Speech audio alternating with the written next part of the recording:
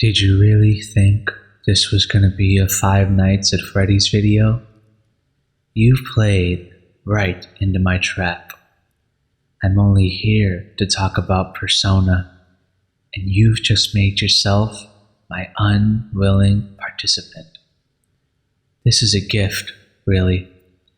A gift for all Persona YouTubers to rejoice in. I will make you all proud. Now sit back and enjoy.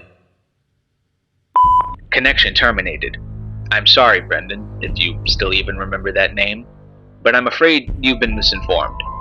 You are not here to watch a Persona video, nor have you been called here by Persona YouTubers. However, you have indeed been called.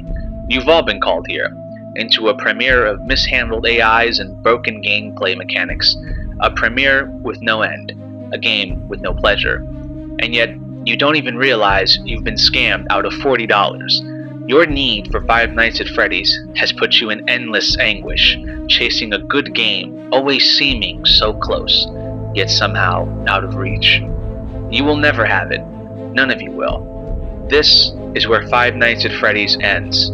And to you, my valiant volunteer, who gathered all these people doing something not meant for you, I initially had a way planned out for you, but somehow I feel as though you don't want this to end.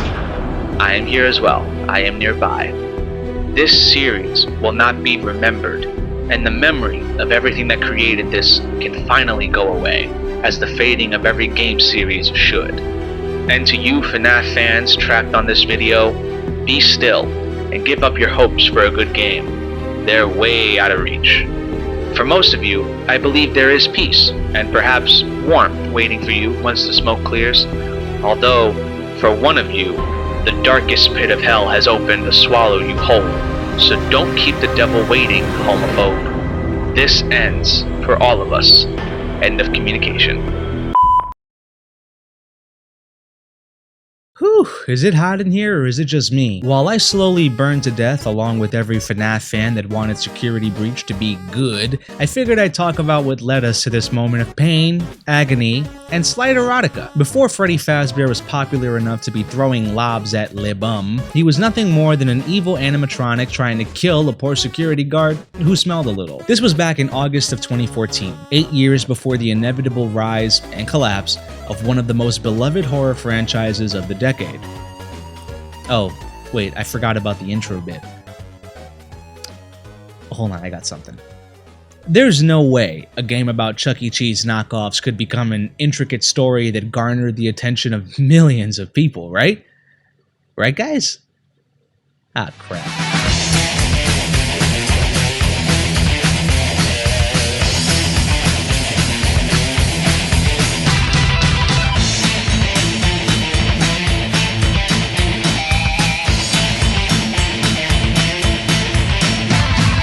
Let's go back a bit. No, not that far. There we go. Plenty of games held the horror title before the 1990s, but most didn't have much to offer in what people defined as horror. Remember, Friday the 13th was released in 1980, Nightmare on Elm Street in 1984, and Halloween literally came out in the late 70s. People knew what horror looked like before the gaming industry. But in March of 1996, video game fans across the globe got to finally witness the gaming industry's attempt at a true-to-form horror game with the title Resident Evil. Raise your hand if you've heard this one before. Most of you don't live under a rock, or Arizona most likely, so you know how successful Resident Evil was both as a game and as a franchise in the horror genre. Here's some food for your brain. The entire Resident Evil franchise has sold over 125 million copies over its tenure, just under The Legend of Zelda at 126 million, and above the Star Wars games, NBA 2K. Yo, my nigga, you missed that? I swear to God! You are trash! You're worse than a fucking female dog!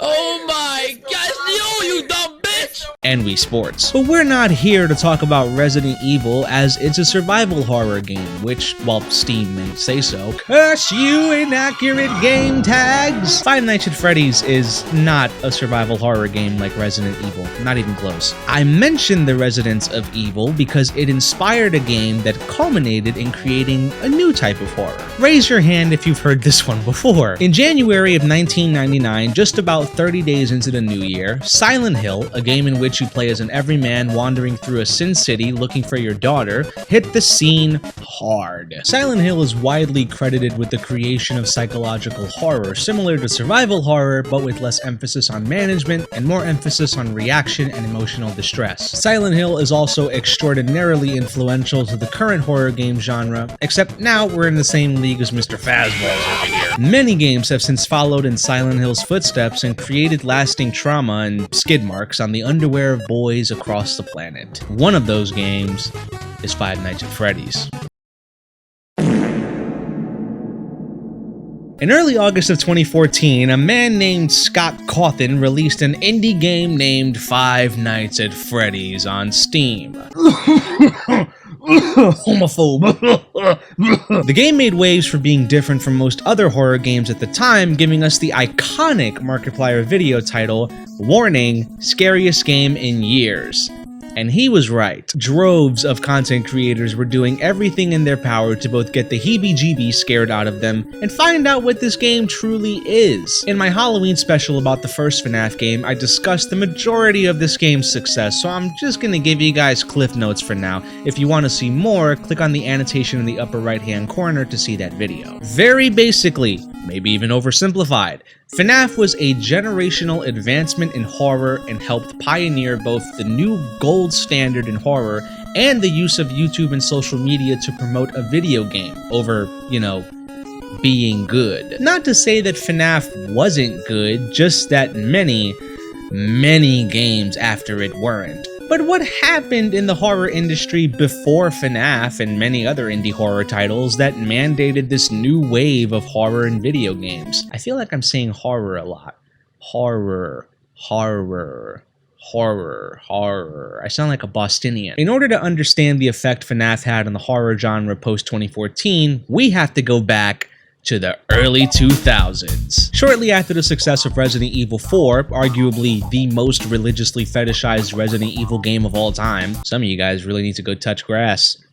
And that's coming from a Persona fan. Many of the companies that had horror franchises under their belt decided to step away from the horror genre in favor of a new, innovative experience with more ways to hook potential customers and make millions on top of billions of dollars. Action.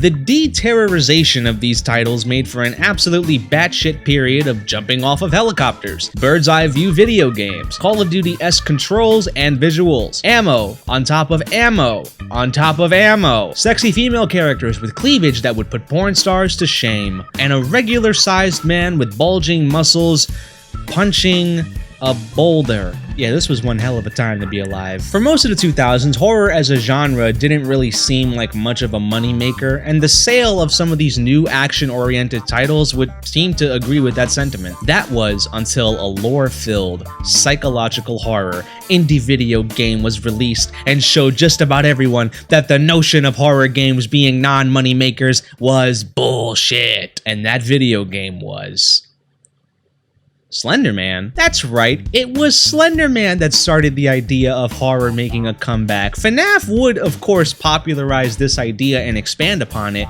but we know who the real father of horror is, right, Slender Man? You know what, I'm just gonna walk away from you. So now that we know just how big of a deal FNAF was for horror back in 2014 and seeing its success blossom, selling over 1 million copies to date, was there any way Scott could replicate the success of the first game without running into the usually terrible sequel trope that's plagued franchises before? Well, yes, he could actually, and he did it in the same year. She is such a bad bitch though. I will fuck the shit out of that robot, man. I'm not even...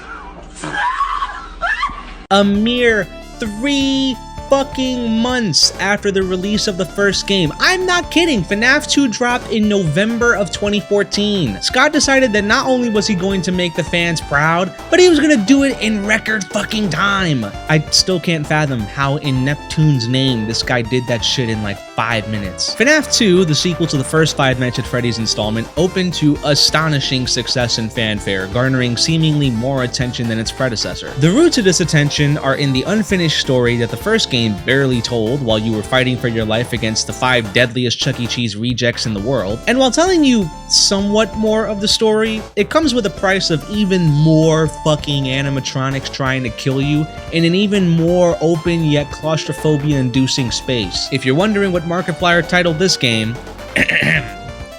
scariest game ever made. The game further expanded on the death of the children that were later stuffed into... Actually, is it canon that the little kids were stuffed into the animatronics by William Afton? Or is that speculatory? God, I can't fucking keep up with this shit. There were a couple of kids who got... how do I say this without getting demonetized? Unalived by a certain purple individual, and then reborn into the animatronics, creating a fate far fucking worse than death. The first game made for a mysterious story about children being murdered and stuffed into giant hunks of metal that haunted a pizzeria of all places. The second game, on the other hand, turned that story into something much bigger and far more enigmatic. I still don't fully get what happened in this game. I was too busy trying to deal with Balloon Boy. Let me use my lights, you fucking dope. Shit. Fuck. Shit. The game introduced new mechanics as well, allowing for the security guard to pretend to be Freddy for an increment of time, somehow making the other animatronics believe that you are actually Freddy. Woo! The puppet was cool. She's challenging, but fair, and I would even argue one of the many things that were new at the time, but has since become a staple in FNAF, especially her story, which wrapped up beautifully before it happened. Overall, FNAF 2 is pretty good. It got a mixed reception at release, but I think it didn't hurt to have it in the series. The story was tolerable, the gameplay was new and challenging, a fresh change of pace from the original game, and the lore built up better than most other indie games that tried to replicate it at the time. But I think that this game is about as challenging as it gets. There is no need for Scott to make a FNAF game that was even more challenging than this game. I think we're gonna be A-okay. Ah, crap. I always come back, always come back, always come, always come back, always come back, always come back, always come back, always come back, I always come back.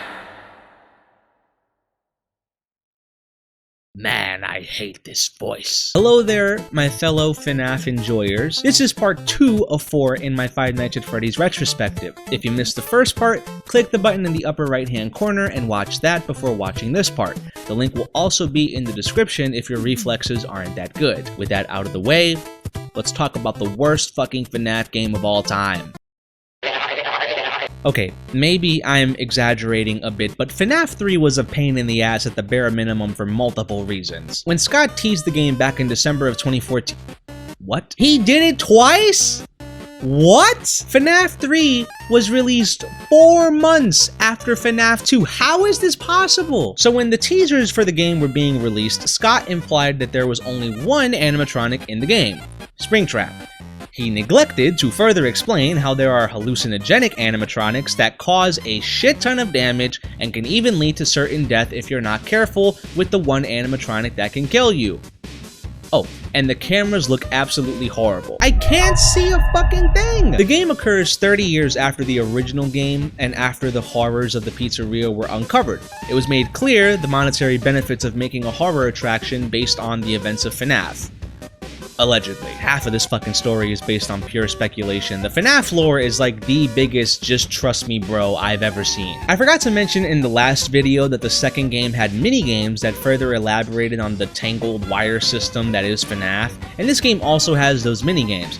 This game, however, used a second set of minigames that were accessible by chance when getting a game over screen to provide different kinds of endings, which was a first for the series at the time. FNAF 2 had minigames, but you always encountered them at the end of every night. The FNAF 3 minigames that changed the endings only occurred by chance and were difficult to complete. Two possible endings could be achieved. The bad ending occurs when you just beat the game without playing any of the minigames. At the end of the final night, you're greeted with a bad ending graphic that has the 4 animatronic heads, Freddy, Bonnie, Chica, and Foxy, with one eye open and glowing. There's also a good ending that requires you to play and beat all the minigames. Once you do that and beat the actual game, the final graphic has the end on it with all the animatronic heads empty and not glowing, symbolizing the fact that the souls trapped and the funny little animals are free and no longer want to go on a murderous spree against Paul Blart Mall Cop. Springtrap, on the other hand, well, he always comes back, even from a burning building. The gameplay was god-awful, though. The cameras were far less visible than in any other games before and after it. Springtrap is easy to fend off, but every hallucination does so much to foil your flow that you're always in a constant state of disarray, which is not fun. Finally, the aesthetic is green. FNAF 3. It's I actually like the game, like it's one of those guilty pleasures, but man, this has problems. Lots of them. It got a mixed reception when it was released and has since been very divisive among fans as to whether it's great or nah. There was a growing number of fans that thought this game wasn't that scary, however, and they wanted Scott to make a game that would knock the socks off people and give them the same skid marks that the first game provided. Would Scott rise to the challenge? Well... Okay, so the first night is never usually that bad in any of the games, so I'll play...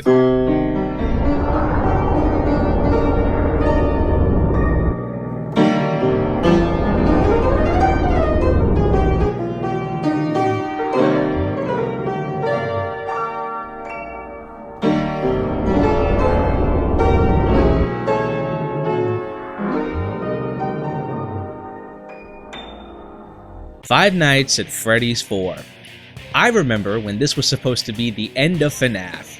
Man, that was some bullshit. The fourth installment of the FNAF series, also known as the scariest installment of the FNAF series, FNAF 4 was given so much hype because of two major reasons. The first being that this was supposed to be the end of FNAF, or at least that saga. Spoiler alert, it wasn't. The second reason was the way this game looked. I'm a grown man and even I feel uncomfortable glaring at these things. Just look at them. When the game dropped, it was like Halloween Eve. Everyone lined up to get a taste of just what the hell was in store for them. Boy, oh boy, that shit was something else. The game deviates from the typical occupational setting and instead opts for a setting based entirely on some random kid's room. Okay, he's not completely random. He's William Afton's younger son, allegedly, and he's experiencing major nightmares as a result of, who the hell knows. I lost my final brain cell with this game. The game is either set with the boy being in a coma or him being dead, which would kind of explain the nightmare animatronics, but there's also the idea that William was just torturing him, which isn't exactly infeasible because the game says it takes place 5 days before the Bite of 83. By the way, on day 775, and still no news on the Bite of 87, wonky timeline aside, the gameplay is extraordinarily discomforting, as your only accessible tool is your flashlight, and the only way to close your doors is to run up to them, which is pretty damn genius for the man who hates gay people. The animatronics look insanely good. This game has my favorite models in the entire series, simply because looking at these things, nightmare seems to be an understatement. FNAF 4 runs on the same metrics as every game before it, except now it discusses the death of the first child in this series, who happens to be William Afton's son, whose name is maybe Evan. It's all speculatory. And Evan is basically running through the cycle of never-ending animatronic as he tries to endure until the 5th day, which would be his final day alive. Kind of. Allegedly. The 6th and 7th nights indicate that Evan was in the hospital post-bite and is dying with both his brother, Michael, who kinda killed him, and father, William, who's probably losing his mind over this. It's blurry as to whether or not William was a bad boy when it came to creating animatronics during FNAF 4, but I don't believe that he was, because for some psychotic murderer, he really gave a shit about his younger son dying to one of the animatronics that he built. On top of that, the death of his daughter soon after because of Sister Location's circus baby might have been because William knew that Evan possessed Fredbear and wanted to know more about what happened.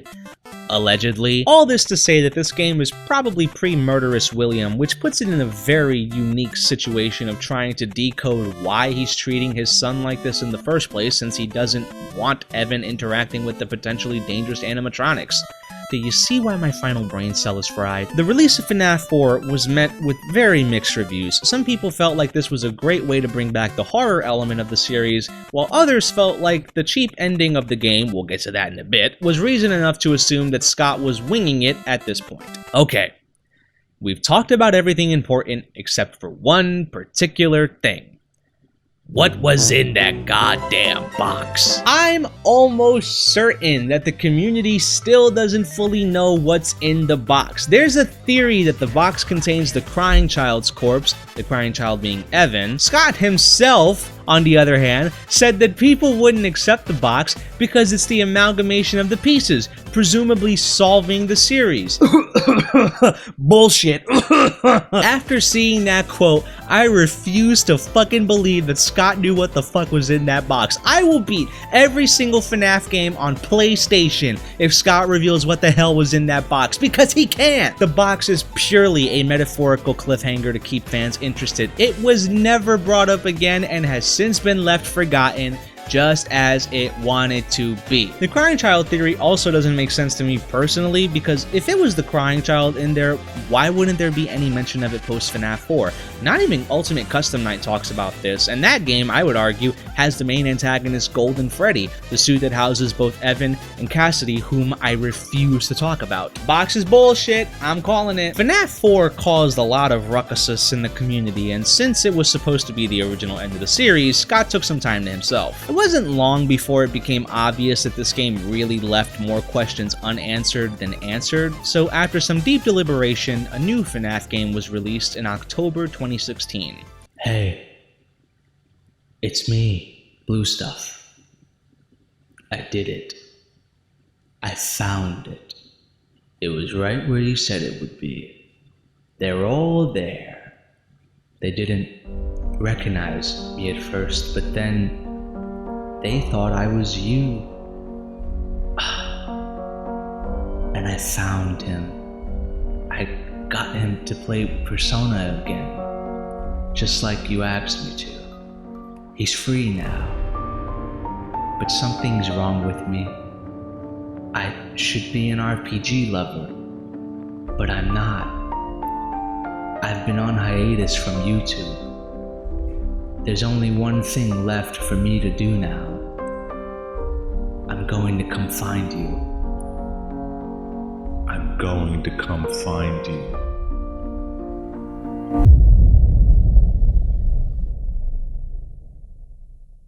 Warning! The following video is part 3 of a 4-part series on Five Nights at Freddy's. If you haven't seen the previous parts, go watch those before watching this video. Both parts 1 and 2 will be linked in the description below as well. Anyway, if we good, then let's get on with the video. Skip it up and that up. Okay, so Sister Location is unironically my favorite FNAF game in the entire series, so I'm gonna have a lot of fun talking about this game. On October 7th of 2016, Five Nights at Freddy's Sister Location dropped, and man, there was some massive hype going around the streets when this shit happened. It was like a constipated turd hitting the water of the toilet. That shit got everywhere. The game opens a great deal about the Afton family in particular, over the missing children from FNAF 1 or anything before it. Sister Location doesn't even really bring up FNAF 4 and Evan's death. It's widely regarded that Sister Location is set shortly after William Afton gets in the Spring Bonnie suit and becomes him. Allegedly, this is becoming precarious. Michael has been suspicious of his father's antics? How do I simplify the death of multiple children into one word? And he decides to venture to the various Freddy Fazbear related locations, going to the original FNAF 1 restaurant under Mike Schmidt, the FNAF 2 restaurant on the 7th night after the original guard got munched. I guess that was the bite of 87, huh? And now heading into the rental space that holds the Funtime animatronics, also a Bluestuff animation favorite. This is where Sister Location begins. Michael furthers his investigation and is tricked by Miss Ice Cream Muncher herself, Circus Baby, into helping the animatronics, Ballora, Funtime Foxy, and Freddy and Baby herself merge into Ennard, an amalgamation of the bunch. They need a human body to keep their presence limited though, so they also trick Michael into getting scooped by the Poopa Scoopa, allowing Ennard to replace Michael's innards. Get it? Do you see what I did there?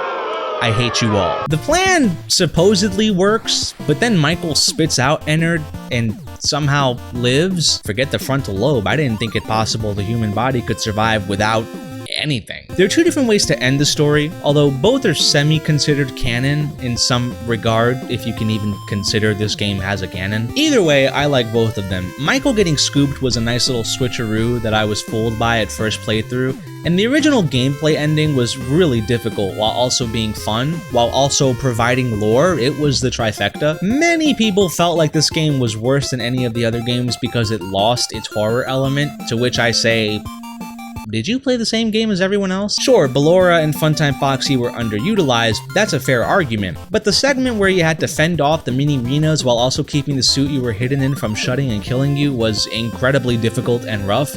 Foxy's segment where you had to use that sonic flashlight bullshit kept me on edge every time I went through there. All of Funtime Freddy's segments were scary. This game was not lacking in the horror department. Maybe because it succeeded FNAF 4, Sister Location got some heat over horror, but I'm perfectly fine with sacrificing some horror if it tells a better story, and this game has an incredible story that I will always come back to. I love Michael's arc here, I love Baby's deception, I love the masterful plan, I love William's connection to it all, I love how Elizabeth was killed by Baby, I love... Wait, that came out wrong. And the ending cutscene of Custom Night, it's a masterpiece. By the way, I actually know how to play the song that's in that scene on piano. It's such a beautiful piece. It's called Demolition Inevitable. It's so good. Since then, it's gotten its overdue praise, and I'm glad that it got what it deserved. Sister Location is arguably the best FNAF game of the series. And now, the most well-rounded FNAF game in the series. Pizzeria Simulator was released in December of 2017, and whew, this was like a nuclear bomb dropping on Hiroshima. And then Nagasaki. Brutal. This was the game to close FNAF and its lore. It had every intent on closing every open book, sealing any and every nook and cranny, and flex taping any cracked fish tank to prevent the water from coming through. Did it actually do that? Well, it's complicated. Let's start with the story. You play, allegedly, as Michael Afton, who finds interest in the new and improved Freddy Fazbear's Pizzeria being opened again years after being completely defunct. He becomes a guard of the store and picks up scrap animatronics and Peanut Trap in order to have all of them in the restaurant for the final day. What happens on the final day, some of you may be asking? Fire, baby! Fire! The scrap animatronics, including Scrap Baby, Molten Freddy, which is the amalgamation of the Funtime animatronics, and Springtrap, are all incinerated by the owner of the restaurant, Henry, who used to work with William before finding out he was being a naughty boy. Henry was also the father of the puppet, whose name is Charlie. Not a big detail, but I figured it was nice to inform you all of this. He also burns himself and Michael alive, which has to be illegal in multiple states, but not before reciting, arguably, one of the best monologues in gaming history. Not only does this speech wrap up any loose ends in the series that were important at the time, but he absolutely owns the place with his thoughts on the resting of souls, William being damned to eternal hell, and the fact that he is literally killing an innocent person because he feels Michael wants to be there. I'm not saying he's wrong, but I'm saying if this were real and Henry survived, he's going to prison for a long time. The story ends with a simple end communication, and that's it. That's the end of FNAF.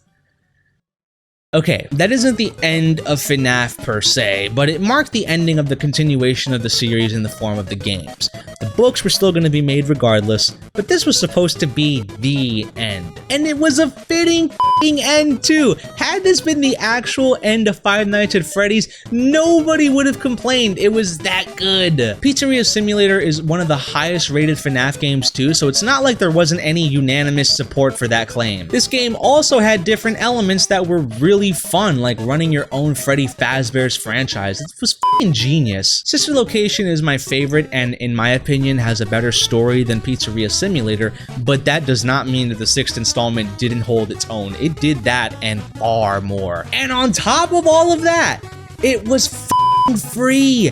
A full FNAF game was completely free on PC. It's not free on console, however, which is kind of funny. Pizzeria Simulator is another game I look back on fondly because it really was the perfect ending to such a drawn-out, convoluted, yet intriguing story. It's truly a shame that other games came after this one because I feel like they drained the value of this game by just making it the 6th installment over the final installment.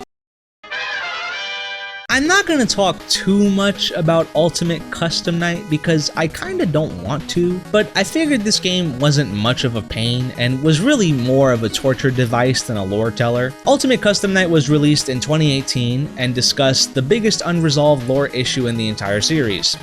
What about Golden Freddy? It had been a while since Fredbear was even mentioned, last being seen in FNAF 4 back in 2015. It's believed that Evan is in control of Fredbear along with Cassidy, one of the original missing children. The question surrounding Fredbear was pretty simple. Did the souls of Fredbear also get released like the other animatronics? The answer is no. Allegedly. Ultimate Custom Night is basically William's damnation to eternal hell by a celestial deity, with the bearer being Fredbear. See what I did there? I'm gonna kill myself. The ending of the game simply is a plea by Old Man Consequences, one of the many entities of the game, telling Fredbear to rest their soul and leave the demon to his demons. It's widely believed that Cassidy is the one in control of this hell, so the primary focus here is on Cassidy resting in particular, but she doesn't, which results in this weird-looking Fredbear twitching into the endless abyss. The end. Yeah, who would have thought a free custom night wouldn't hold much lore? Who would have possibly seen such a thing coming?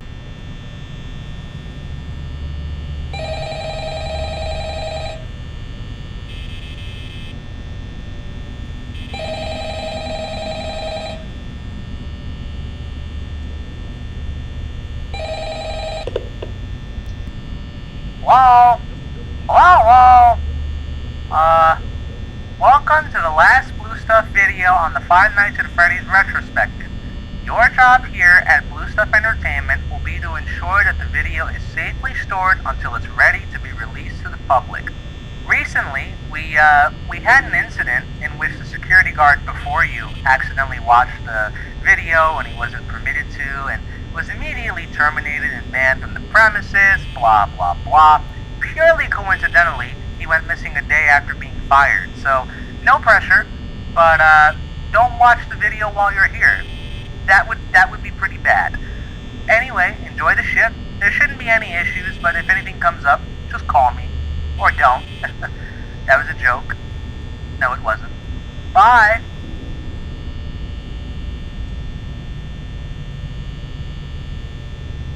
Warning, this is the final part of my 4-part retrospective on the Five Nights at Freddy's game series. If you haven't watched parts 1 through 3, their links will be in the description for you to watch prior to watching this.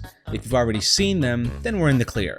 And if you're watching this, and you're not supposed to be watching this, I'm so sorry for what needs to be done. It's too late to go back. Tell your family you love them. Anyway, here's the final part of the Five Nights at Freddy's retrospective. I never played the VR games of FNAF, let me admit that before I discuss how I feel about them. I have what's known as preemptive bias against the VR games of FNAF because I don't have any VR system, which makes me feel poor, even though you definitely wouldn't be poor for not owning an Oculus or PSVR. And also because these games shouldn't fucking exist. Pizzeria Simulator was a great closer for the series and made the community feel absolutely great, but then these goddamn VR games just completely ruined my chances of getting a puppy. That is correct, shouty. And the VR games led to it. God wouldn't have been able to determine how fucked up this situation would be. These games should not have been made now that we have hindsight. That isn't to say that the VR games weren't good. Overall, they were received pretty well and had tolerable storytelling. Not to say that William Afton coming back isn't the nature of the character, but Jesus Christ, how many times is this motherfucker gonna come back from the grave to haunt pizzerias? Glitch Trap was always a bit of a fuck up to me. I never liked the story of Glitch Trap, and man, I hate that he even exists because it doesn't make any sense, but that's also half of the lore, so I guess I can't complain too much. Overall, the VR games were absolutely not necessary, but were nice additions to the series. Had that been the end of FNAF, I wouldn't be too upset by their existence, considering most of them weren't even bad games. The problem is that these games led directly to the worst game in the history of FNAF. Five Nights at Freddy's Security Breach. Oh my God! Ooh, boy, it's time to talk about it. After a long time of controversy surrounding Scott Cawthon, the Five Nights at Freddy's title Security Breach was released in December of 2021. Security Breach was only the second full FNAF game that wasn't completely developed by Scott Cawthon, instead being developed by Steel Wool Studios, who also developed Help Wanted, one of the VR games. Now, unfortunately, I won't be ripping this game a new asshole, only because that's been done for the greater part of a year by almost every FNAF YouTuber on the planet. And not only am I not a FNAF YouTuber, but I also don't feel too upset by this game as an individual. Needless to say though, this game was horrible for the FNAF series, and most fans can agree that it probably should have never been released. Its relation to the lore is utterly confusing to the point that even game theory could barely figure out what the hell was going on. The actual story of the game feels isolated and generally weird, and the animatronics get a little quirky at night. This game has too many problems to count. There are so many glitches in this game that I've had a hard time keeping a straight face while playing, and there was a point in time where the final boss, who's, you guessed it, William I Can Never Die Afton, is so glitched out that it was nearly impossible to beat. I'm pretty sure they fixed that along with many of the glitches that haunted this game at release, but there are still some that'll probably never get patched. The story is so bad. I can't even explain to you what makes it so bad without wanting to jump off of a bridge. You basically play as a boy named Gregory, who gets trapped in the super duper Freddy Fazbear's Pizzaplex Cirque du Soleil and has to find a way out of there. He befriends Rockstar Freddy, who's allegedly Michael Afton, and they both roam around the Pizzaplex looking for a way out of the store since it locks all entrances from 12 a.m. to 6 a.m. While you're figuring this out, you're being chased by Vanessa, the security guard of the place, who's also being mind controlled by William Afton and has an alter ego named Vanny, which is just her in a bunny suit, and I have no idea where it comes from. Where the hell does it come from? You're also chased around by Chica, Roxy, and him. Once you do enough stuff and grab enough things in the Pizzaplex, you're offered 3 solutions that all lead to different endings. If you leave the Pizzaplex, you basically get the bad ending. Mind you, leaving was the original objective of the game. Having not saved Vanessa from William Afton and helping Freddy get his memory back, I didn't know these things worked like that. If you press the Vanny option, you defeat Vanny while also losing Freddy in the process. Another bad ending. Whoops. If you stay at the Pizzaplex, you can achieve 4 more endings that all have varying degrees of canonic relation. The best ending from this being the Princess Quest ending, where you have to play all of the Princess Quest games in the Pizzaplex, then press the Vanny button again when prompted to at 6 a.m. The result will be that Freddy will live, hurrah, Vanessa will be freed from William Afton's control, mazel tov, and everybody gets ice cream. Also, this is Evan, and this is Elizabeth.